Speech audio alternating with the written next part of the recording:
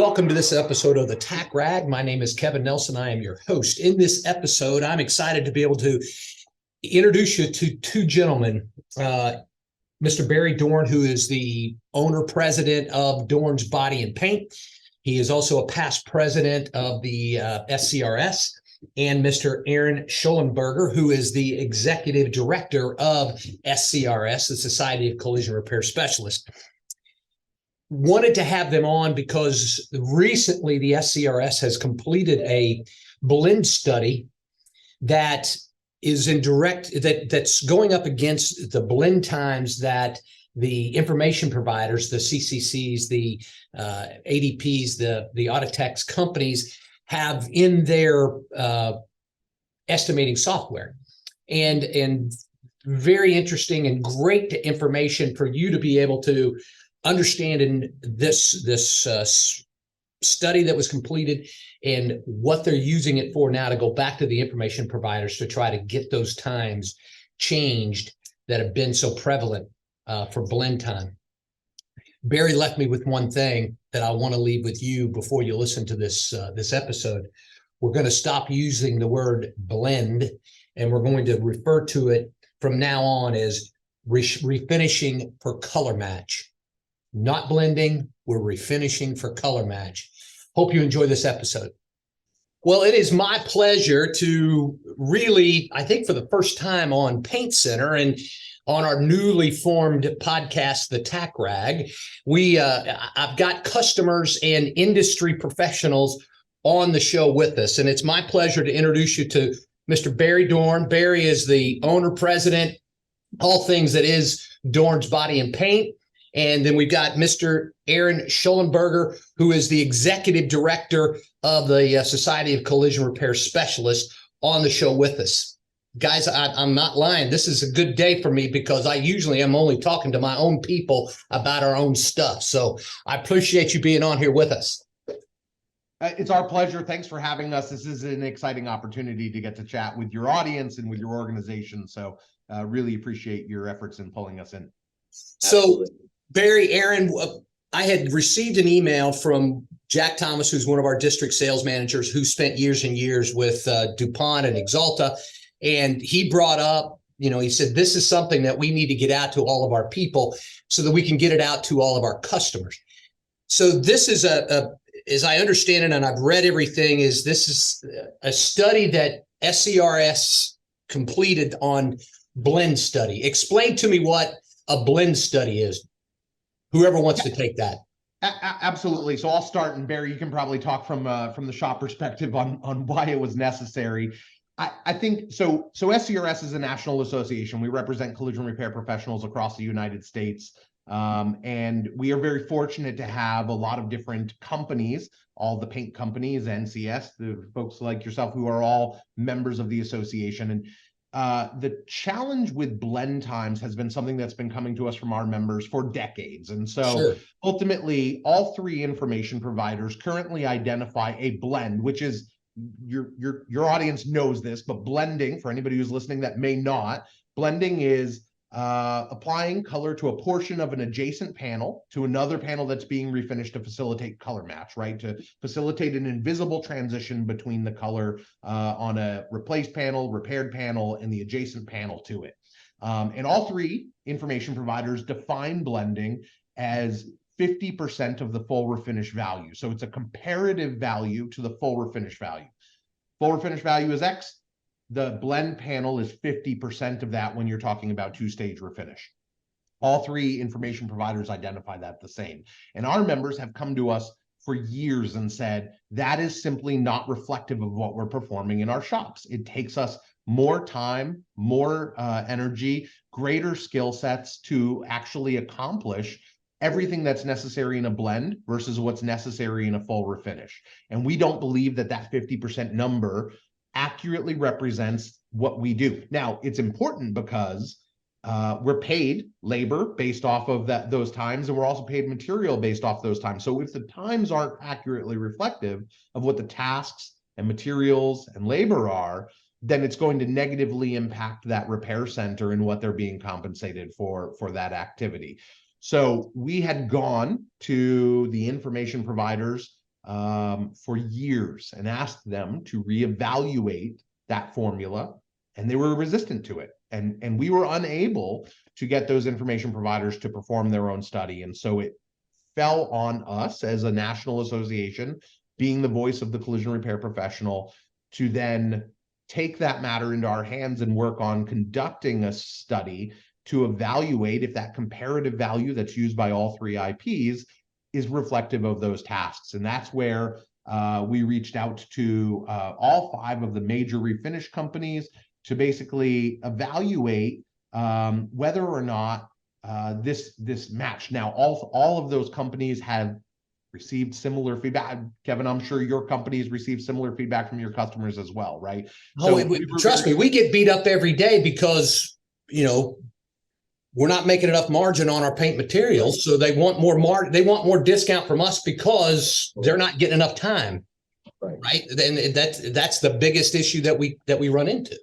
Yep. So we reached out to AkzoNobel, Axalta, BASF, PPG, Sherwin-Williams, and said, would you be interested in participating in this type of activity to help look at what the steps that you expect of your customers, shops like Barry, shops like those that you sell to, right? Can you help us identify what those steps are in a full refinish situation when we're replacing a new part in comparison to what would be expected when we're blending that part? And can we go through an exercise and actually performing a study between comparing those 2 tasks and documenting it in a way so that we can identify whether or not it is less, the same, or more than fully refinishing those panels. We had all 5 of those companies agree to participate. We hired DECRA as one of the largest testing, inspection, and certification companies in across the globe, but in the US, to basically be an independent third-party auditor. We wanted to make sure that our processes were sound. We wanted to make sure that our collection process was sound. And we wanted to make sure that the reports that we provided back to the industry were a reflection of what we actually captured, and that we had somebody who was credible and respected that could say, yep, that's exactly what we observed, exactly what we collected, and those are reflections of all that. That's awesome. So, Barry, you've been an advocate for this for a long, long time. So in you being a collision center owner, why after a while you've got to just feel like it's not worth the fight, we're never going to get there? Why, from a collision center perspective, why was this such a critical study for you as a collision center owner? Sure. Well, and I think it boils down to, and Aaron nailed it when he said we have, we go back and look at our, did we look at our notes? We look at our meeting minutes from when we were, we've met with the IAPs for 20 plus years and basically on a yearly basis. And those, we have brought this up countless times because we're hearing it both from our members, but for me, I'm hearing it internally. You have, we all are going through a technician shortage, and this is something that is not new. It's been around a long time, and we've got to fix this. So when you take I've always used the example of I could almost take someone off the street, and with some guidance from me or from a painter, can literally take someone off the street and do a full refinish on a fender, let's just say. But the technical part, the part that takes the most expertise, the part that takes the most time, is to be able to have a achievable color match with that tricks the eye. I mean, that's basically what we're what that is. And so when we're doing a color match, that's the hardest thing in the process to do, to refinish full color match. And when we see that takes the most most expertise, the reward for the technician is that he or she is going to be paid half to do that. And then we started to look at how many generations of paint lines have come around in the past 40 years. I mean, these were time studies and studies that were done back in the days of lacquer. And we all know, and you, Kevin, especially know how much different things are now. And when you take that with OEMs now are producing colors and asking the paint manufacturers to come up with colors that are highly the transparent and difficult to match. Because why? OEs want to do what? They want to sell vehicles, and I get it. That's their job. But unfortunately, the repairability is so much different, and frankly, in my opinion, much more difficult than what it was just 5 to 10 years ago, much less 40. So these are challenges that we face every single day. And just being candid, you couple all of this with the notion of some third-party payers want to do a base coat fit reduction or a blend within. All things that do not exist in our world. They don't exist in the information that provider world, but they've taken that elective approach just to simply lower the cost of repair. It isn't the reality of what's being done to the vehicle. So these are things that we're hearing on a consistent basis. We have been for a long time, and thank God SCRS did decide to do something about it. Awesome. So, Aaron, where you've told us the why, where did this study take place? Where did you go? Did you do it in Barry's shop? Where did you do it at? No, so it was really important to us. We needed to find a location. Look, everything that we did was very intentional, and so we wanted to make sure that we had a location that was neutral, but that also facilitated the size and scope of this test, right? So we didn't want to have to shut down a production collision repair facility to perform it. This was performed over the course of a week. It took a significant amount of time. You have 5 companies that were participating in the actual process, and we needed to make sure we had spray areas for each of them, that we could replicate that they were all spraying in a similarly set up, controlled environment, things along those lines. So we worked with Global Finishing Solutions to perform the test at their training center, their Center for Excellence in Osseo, Wisconsin. It was the perfect setup for us, where we weren't shutting down somebody's production, but we had multiple spray areas that we could spray at the same time, and we could set up a really nice controlled environment. And so we did it in August in Osseo, Wisconsin at the Center for Excellence with GFS. And we were fortunate to have some contributions from 3M as far as stands and things along those lines. That way we made sure we had everything set up. They let us borrow some Festools so that we had all the same prep equipment for every company. And we used parts that were actually donated by Ford Motor Company. There were over 45 parts. Now, think about this. You've got a situation right now where you do have part shortages in the industry, and we needed to make sure that we had the same parts that everybody was working with so that we could replicate the experience over and over again. And Ford was gracious enough. They recognized how important this study is to the industry, and they donated over 45 parts that we utilized. So we had 15 doors, 15 hoods, 15 fenders that were off of a 2018 F-150. And we picked that vehicle because it was actually the most appraised truck in 2021 in the CCC estimating system. So we used data to make our decisions, right? We didn't use the most appraised car because there wasn't enough parts supply to actually facilitate the test on that vehicle. So that's why we picked the most appraised truck. That makes sense, yeah. Yeah, we then picked colors in a very similar way. Okay, so this is the most appraised truck. We're going to use that as our test subject.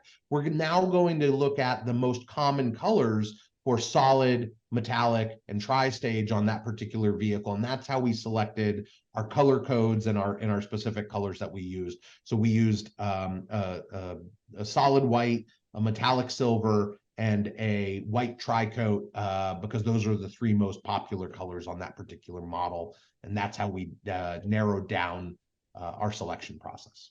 So in the blend study, what were the results? Yeah. What came from it?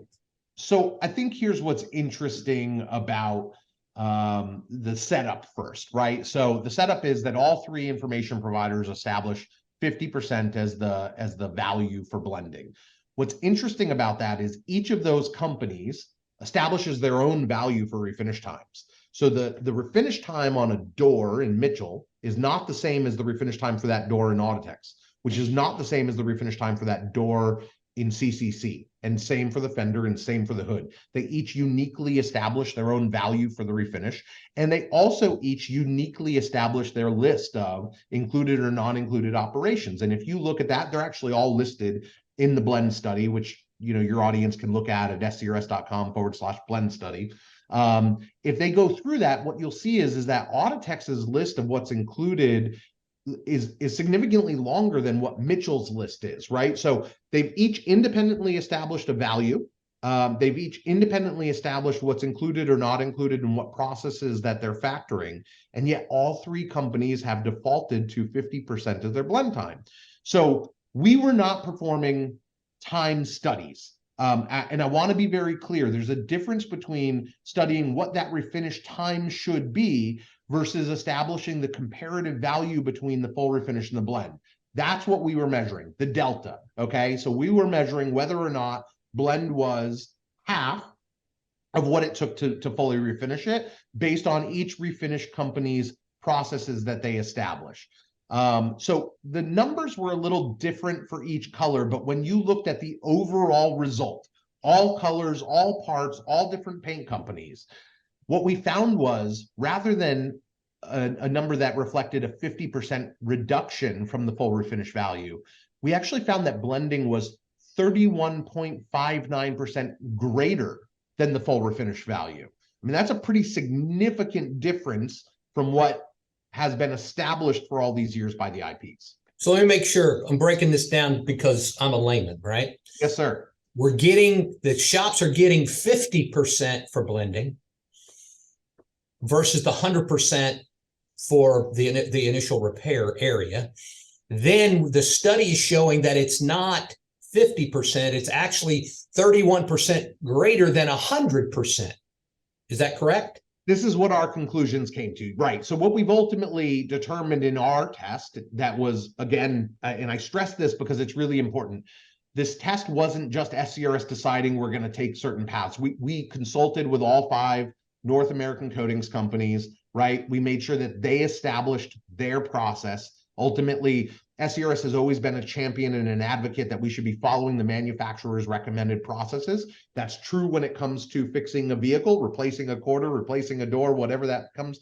It's also true when it comes to refinish, right? We should be following the refinish manufacturer's stated processes that they expect. And why that's important is each has slightly different approaches to how they expect a repair facility to perform that repair. So if they expect them to spray sealer on the leading edge of an adjacent panel before blending on a certain color, that's what we asked them to perform, right? It was whatever they expect their customers to do. So yes, to break it down, what we found was that process was greater. Now here's an important, I think, element to point out. What we compared in our study was the difference between spraying a new replacement part versus a blended panel that would be adjacent to that replacement part. That may be different than a repaired panel versus the adjacent panel. We limited the study to replacement part to adjacent panel blend. Okay, and I think it's important to recognize that we set it up in a manner where, like many repair facilities will today, the parts were painted on a stand in a booth, not on a vehicle. So there were elements to it that we made just concise decisions because we're working with 5 companies. We didn't have 5 test vehicles, right? We set it up as many shops would where they're painting these replacement parts and even potentially the adjacent panels on a stand in a booth separate from the vehicle, which is not uncommon. I think, Barry, you do that in your facility, and as do a lot of others. So yes, when we set it up the way we did and we measured that, what we ultimately found was that the overall blending was 31.59% greater than the full refinish value. That's incredible. So, guys, how have the information providers responded? How have they responded to the study? Yeah, so I think obviously this creates a bit of conflict for them. This is not in alignment with the numbers that they have represented in the past, and I think what it does is it creates a need to do what we've asked for so many years, which is to reevaluate it. Barry talked a bit, and I think this is important. Barry talked a bit about the differences in color today, right? The depth and the complexity and the richness of colors. These formulas were established over 30 years ago. The colors on vehicles 30 years ago did not look like what colors look like today. Consumer expectation 30 years ago was very different, right? When blending formulas were first established, blending was not as common as it is today, right? The consumer expectation was different. Panel painting was more common. You cannot panel paint today and get away with what consumers expect out of you, given the complexity and the richness and the scope of colors that are being produced. And I think it's really important. So the blending percentage that exists today is the same as it was 5 years ago, and 10 years ago, and 15 years ago, and 20 years ago, and 25 years ago. And it hasn't adapted with how the colors have changed, how the processes have changed, how the technology has changed, or any of those types of things. So I think what it does is it puts all of the information providers are in a position where they need to go back to the table and reevaluate the scenario, how it's changed, what those expectations are, and everything along those lines. They've been really resistant to it up until this point. I think now that we've released this study, it's more difficult to simply resist the notion of reevaluating it. And so now I think between the study, the release, and the feedback they've received from the industry, which from my understanding has been overwhelming, right? This is bigger than just, it's bigger than just we did a presentation. All three IPs have been very candid with us that they've received an overwhelming wave of pressure from their customers and from the industry that this is an important issue for them to reevaluate. And I think that's causing them to have to go through internal processes to go, how do we reconcile this with what we've always claimed in the past, or what we believed to be true, and now with what the industry is telling us, it looks different from what we've told them. I will tell you, I think that we're having what I would qualify as ongoing and pretty proactive conversations with all three of the information providers.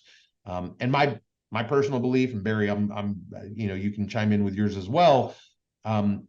I believe it's only a matter of time before the first one makes a decision relative to this to move, and at some point one of them will be the first to make that adjustment, and one of them will be the last to make that adjustment. And I think it ultimately falls on them to determine which is which. So Barry, any additions on your end? I was going to say, Barry, as far as from a shop owner's perspective, now that the study is out there and it's been presented to the information providers, how are you as a shop owner taking this and discussing it with your provider or providers?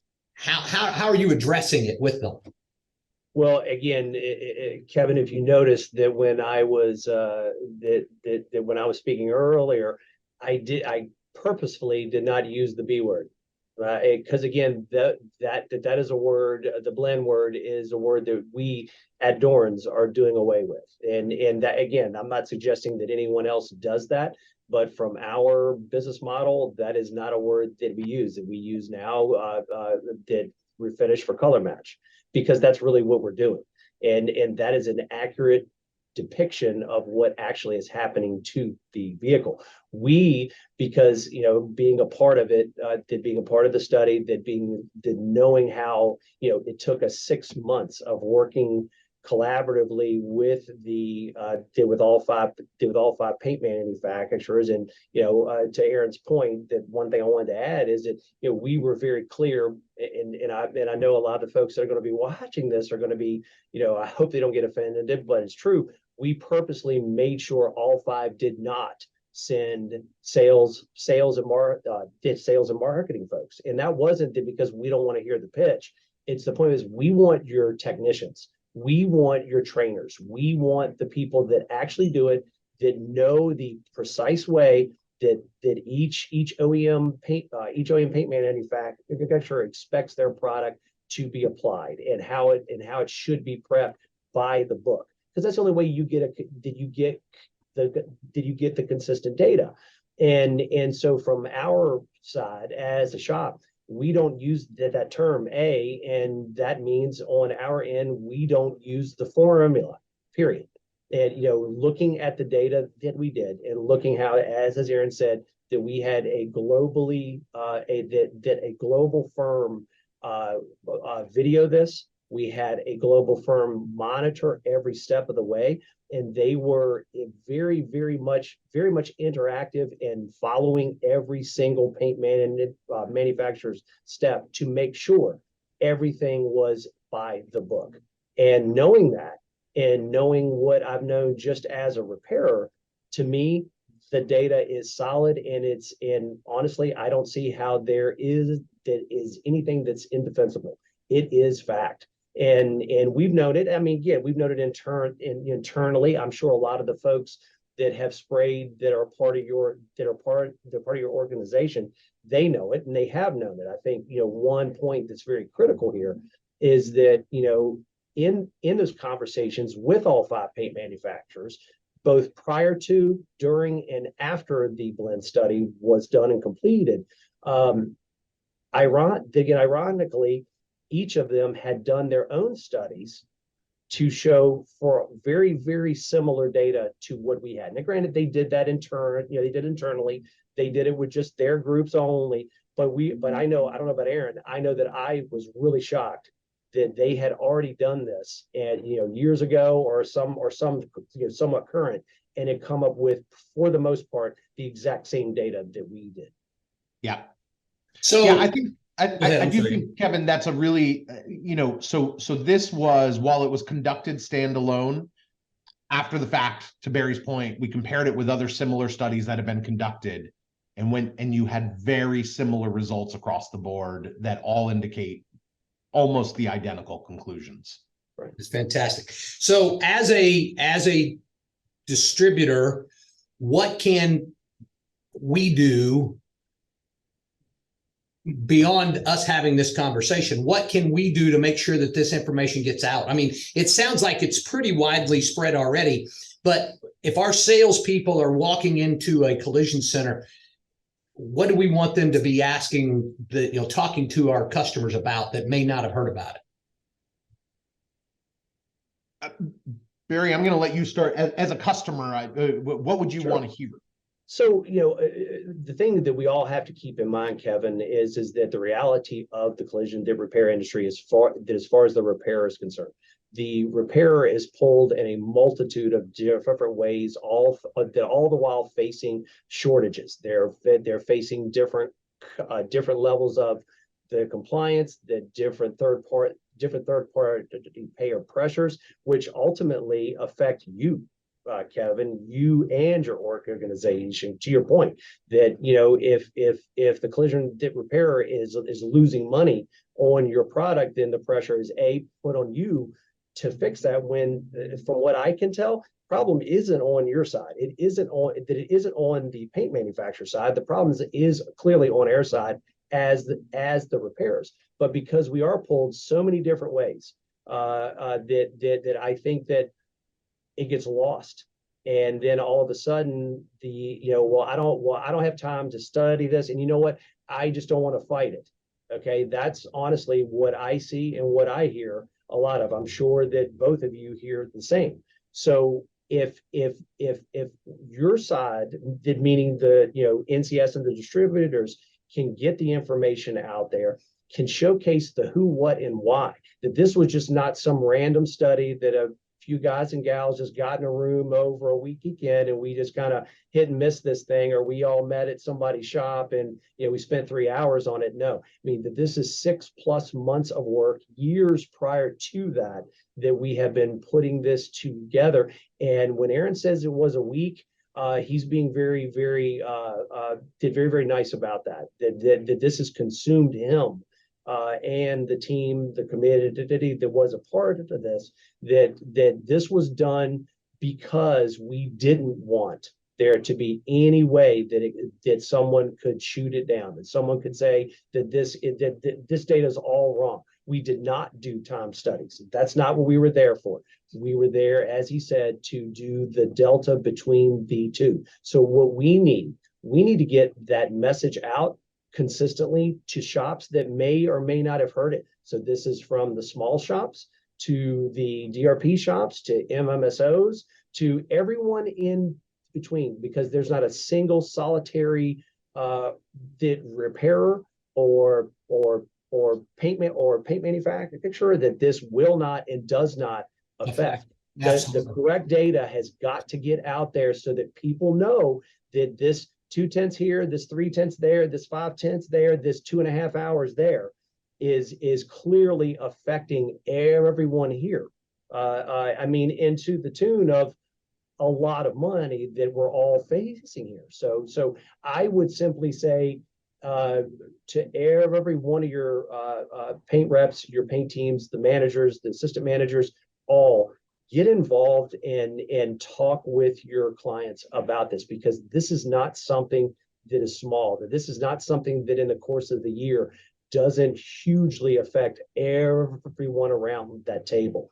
Get the message get the message out, have them get involved and have them understand it, because we know it's complex, but that's the problem, is that it is the complex. And I think so many people don't want to invest 2 or 3 hours of their life, and that's it. That's all. Again, it'll take the average person that long just to go, okay, yeah, I got this. This makes perfect sense to me. I think the majority, basically the majority of repairs in 20 minutes are going to quickly know this. But this affects us all. We are all riding in the same ship here.